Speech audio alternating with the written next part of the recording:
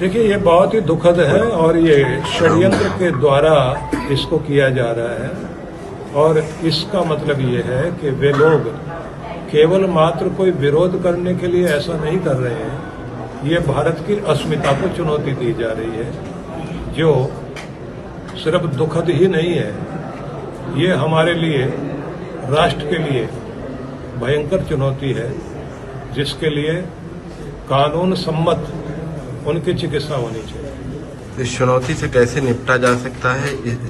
जो आप चिकित्सा की बात कर रहे हैं, उसका क्या रास्ता है? क्या पाकिस्तान के साथ जो चिकित्सा हुई थी वही चिकित्सा, या फिर आप कुछ और करना चाह रहे हैं? देखिए, ये तो सर्जन को अपने ढंग से देखना पड़ेगा कि उसके पास में कौन कौन से औजार है और क्या क्या चिकित्सा हो सकती है। तो बहुत अच्छे अच्छे सर्जन हमारे पास में हैं, जिन्होंने कश्मीर जैसी समस्या को शांत कर दिया। तो बंगाल की समस्या को भी उस तरह से करेंगे कि वो भारत की एक बहुत बड़ी शक्ति जैसे बना रहा है, आगे और भी बड़ी शक्ति बन सकेगा, ऐसी आशा हम लोग करते हैं। गुरुजी, एक आपने कहा कि आप चमत्कार को नहीं मानते हैं, लेकिन अगर आप दूसरी तरफ आएंगे तो बाबा बागेश्वर धाम है जो पर्चा निकालते हैं और उनका ये चमत्कार देखने लोग आते हैं और उन पर भरोसा करते हैं।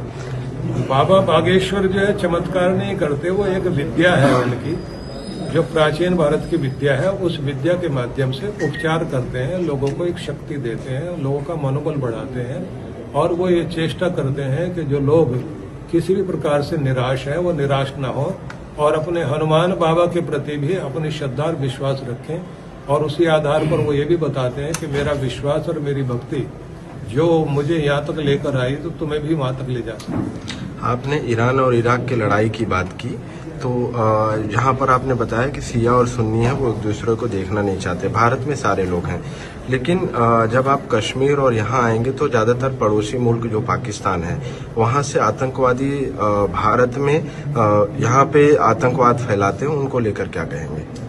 देखिए, जो आतंकवाद पाकिस्तान के माध्यम से भारत में पनप रहा है, ये बिल्कुल भारत को तोड़ने के लिए उनकी योजना है, उनकी रणनीति है। और उसमें केवल एक देश नहीं लगा हुआ, अनेक देशों के षड्यंत्र है कि भारत की शक्ति को किसी भी तरह से क्षीण किया जाए, और उसके लिए वो लोग कार्य कर रहे हैं।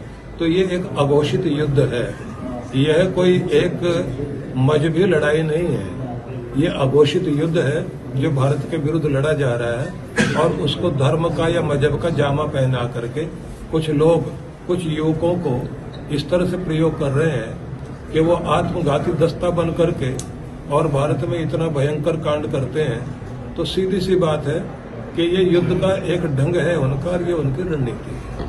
गुरु जी, आप जैसे यहाँ पे स्कूल और संस्कार केंद्र खोलना चाहते हैं, कई राजनीतिक लोग हैं जो ये प्रश्न उठाते हैं कि मंदिर और जो स्कूल, मंदिर की जगह स्कूलें और अस्पताल बननी चाहिए। तो क्या आप उनकी इन बात पे सहमति जताते हैं?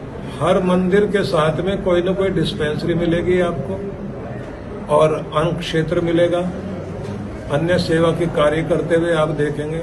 मंदिर जिस तरह से समाज में सहयोग और सेवा के कार्य कर रहे हैं, वो तो अपने आप में स्तुत्य है। इसलिए अलग से कोई हॉस्पिटल बनाए और मंदिर हटा करके बनाए, बात वो नहीं है।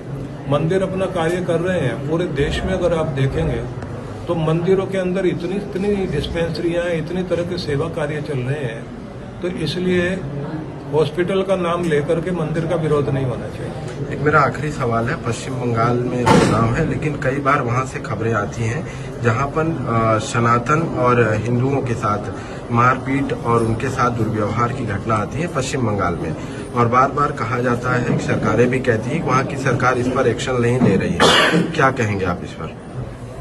एक्शन तो लेना ही पड़ेगा। अगर एक्शन नहीं लेंगे तो ये बात हमेशा ध्यान रख लीजिए कि बहुसंख्यक समाज जिस तरह की स्थिति में है, तो चंदन को भी ज्यादा अगर आप रगड़ेंगे तो अग्नि तो उसमें से भी प्रकट हो जाती है। भारत की एकता, अखंडता बनाए रखने के लिए जो भी अराजक तत्व हैं उनके ऊपर एक्शन होना चाहिए। भारत के हिंदुओं को, भारत सरकार को विशेष रूप से अब कुछ कदम उठाना चाहिए। हमारे भाई हिंदू परिवार कुछ दूरी पर बगल के पड़ोसी देश में मर रहे हैं, चल रहे हैं। यदि अभी हिंदू उनके काम नहीं आया तो हिंदू एकता किसी काम की नहीं है, चाहे गोपनीय तरीके से अथवा ओपन तरीके से। भारत सरकार को कोई ठोस कदम हिंदुओं के लिए, बांग्लादेशी हिंदुओं के लिए उठाना जरूरी हो गया है। यदि अब नहीं उठाया तो वो दिन दूर नहीं है जब हिंदू और हिंदुत्व का अस्तित्व पूर्णतया खतरे में पहुंच जाएगा और डायनासोर की तरह विलुप्त तो नहीं होगा, लेकिन हम ये कह सकते हैं कि बहुत कम हो जाएगा, घट जाएगा, सीमित हो जाएगा। इसलिए यही समय है भारत सरकार को कोई बड़ा कदम उठाकर बांग्लादेशी हिंदुओं पर हो रहे अत्याचार की आवाज वर्ल्ड वाइड लेवल पर सबको उठानी चाहिए।